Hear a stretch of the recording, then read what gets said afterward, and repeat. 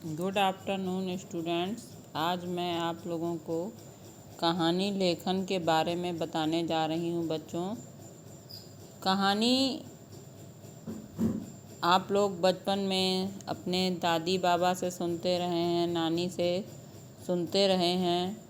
तो कहानी सुनने के क्या लाभ हैं और सुनाने के क्या लाभ हैं, कहानी लेखन में किन बातों को ध्यान रखना चाहिए, इसके बारे में मैं पहले बताऊंगी।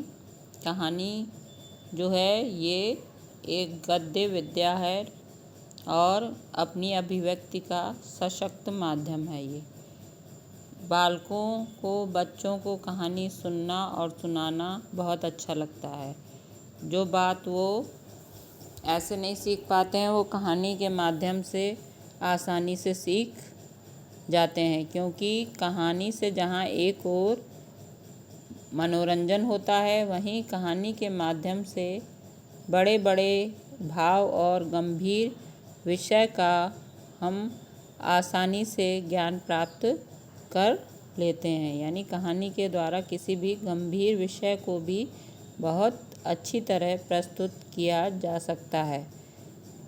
कहानी सुनने और सुनाने में कल्पनाशीलता और सृजनात्मक शक्ति का विकास होता है, क्योंकि जैसा कोई भी व्यक्ति कहानी सुना रहा है ठीक वैसे ही हम उस कहानी को नहीं सुनाते हैं, क्योंकि जब हम उस कहानी को सुनाने लगते हैं तो हम उसमें अन्य शब्दों का भी समावेश कर लेते हैं अपनी कल्पना से। कहानी लिखते समय कौन कौन सी बातों को ध्यान में रखना चाहिए। सबसे पहले कहानी का जो शीर्षक है वो आकर्षक होना चाहिए।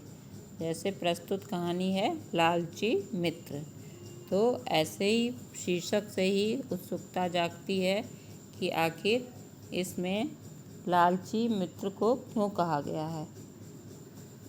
फिर है कहानी जो है वो इस तरह से सुनानी चाहिए जिससे कि कहानी में प्रारंभ से अंत तक उत्सुकता बनी रहे और श्रोता या पाठक का ध्यान जो है वो कहानी में लगा रहे। कहानी की जो घटनाएं हैं वो भी स्वाभाविक और रोचक होनी चाहिए बच्चों, और जो भी हम कथा या कहानी कह रहे हैं उसमें घटनाएं क्रम रूप से होनी चाहिए, जिससे कि लगे कि हाँ इस घटना के बाद ये घटना घट सकती है। तो उनका क्रमागत रूप से विकास होना चाहिए। कहानी के जो पात्र हैं उनके चरित्र का भी विकास स्वाभाविक रूप से होना चाहिए। कहानी की भाषा बहुत सरल, सुबोध, मुहावरेदार और अच्छी तरह से समझ में आने योग्य होनी चाहिए, यानी बोधगम्य होनी चाहिए। कहानी का उद्देश्य स्पष्ट होना चाहिए कि कहानी किस बात को लक्ष्य करके कही जा रही है, और कहानी से हमें अंत में कोई ना कोई शिक्षा अवश्य मिलनी चाहिए। तो देखो, जैसे बच्चों ये कहानी है लालची मित्र, मैं आप लोगों को बता रही हूँ बच्चों।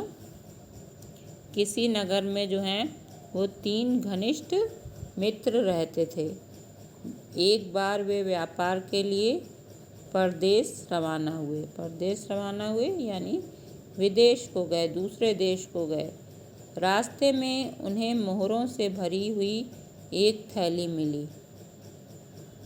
थैली को पाकर उनकी प्रसन्नता की कोई सीमा न रही। उन्होंने मोहरों को बराबर बराबर बांटने का निश्चय किया। यानी जो 3 घनिष्ठ मित्र यानी गहरे मित्र थे वो व्यापार करने के लिए गए और उन्हें मोहरों से भरी हुई थैली मिली। बच्चों, प्राचीन समय में मोहरें जो होती थी वो सोने की होती थी, इसीलिए वो मित्र जो हैं वो बहुत खुश हो गए, क्योंकि बिना काम किए ही उन्हें सोने की मोहरें प्राप्त हो गईं। और उन्होंने सोचा कि हम लोग तीनों बराबर बराबर इन मोहरों को बांट लेंगे। दोपहर हो चुकी थी और सभी को भूख लगाई। उन्होंने निश्चय किया कि एक मित्र के पास गांव से खाने पीने का सामान लाएगा और 2 मित्र जो हैं वहीं बैठकर मोहरों की रक्षा करेंगे। यानी एक मित्र का उसमें से उन्होंने भेजने का निश्चय किया कि एक मित्र जाकर भोजन ले आएगा पास में जहाँ पर गांव में ये उपलब्ध होगा, और 2 लोग बैठकर जो है मोहरों की देखभाल करेंगे। एक मित्र भोजन की व्यवस्था करने गांव को चल दिया। उसने खाने पीने का सामान और मिठाई खरीदी। उसी समय उसके मन में एक बुरा विचार उठा। उसने सोचा, यदि मिठाई में मैं विष मिला दूं तो दोनों मित्र उसे खाकर मर जाएंगे। इस प्रकार सारा धन मुझे मिल जाएगा। और उसने ऐसा ही किया और बाजार से विष खरीदकर मिठाई में मिला दिया। फिर वह मित्रों की ओर चल पड़ा। तो बच्चों, ये मित्र जो है उसके मन में ये विचार आ गया बुरा कि वो जो है खाने पीने और मिठाई का जो सामान ले जा रहा है उसमें क्या करे, वो जहर मिला दे, विष मिला दे। मिठाई में कुछ विष मिला देगा तो दोनों मित्र मर जाएंगे और इस प्रकार सारा धन उसका हो जाएगा, उसे कोई बंटवारा नहीं करना पड़ेगा। और उसने विष खरीदकर मिठाई में मिला दिया। इधर जो 2 मित्र मोहरों के लिए बैठे थे, देखभाल कर रहे थे, उनके मन में भी क्या हुआ, लोभ आ गया, लालच आ गई। उन्होंने सोचा कि यदि हम भोजन लाने वाले मित्र को मिलकर मार डालें तो उसका भी हिस्सा जो है वो हमारा हो जाएगा। इसलिए जब वह गांव से भोजन लेकर आया तो दोनों उस पर झपट पड़े और उसे मार डाला। बच्चों, यदि हम किसी के बारे में बुरा सोचते हैं तो वो भी हमारे बारे में बुरा सोचने लगता है। तो इसलिए उधर एक मित्र के मन में ये बुरा विचार आया कि हम जो है मिठाई में विष मिला दें तो वो मर जाएंगे। तो इधर दोनों मित्रों के मन में भी बुरा विचार आ गया, लालच आ गया कि वो भोजन लाने वाले मित्र को मार डालेंगे तो उसका हिस्सा जो बच जाएगा वो भी वो आधा आधा बांट लेंगे। इस तरह जब वो मित्र गांव की ओर लौटा तो उन दोनों मित्रों ने उसको मार दिया। और मारने के बाद उस मृत मित्र के शव को जब भूमि में दबाकर दोनों मित्र भोजन करने बैठ गए तो भोजन के बाद उन्होंने क्या किया, आनंद के साथ मिठाई खाई और कुछ ही क्षणों में उन्हें नींद आ गई। यह नींद ऐसी थी कि वे कभी न जाग सके। जहरीली मिठाई से उन दोनों की भी मृत्यु हो गई।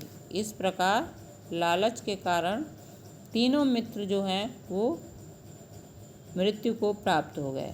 तो बच्चों, वो मोहरें जो उन्हें सोने की मिली थी वो वहीं की वहीं उस जंगल में रह गईं।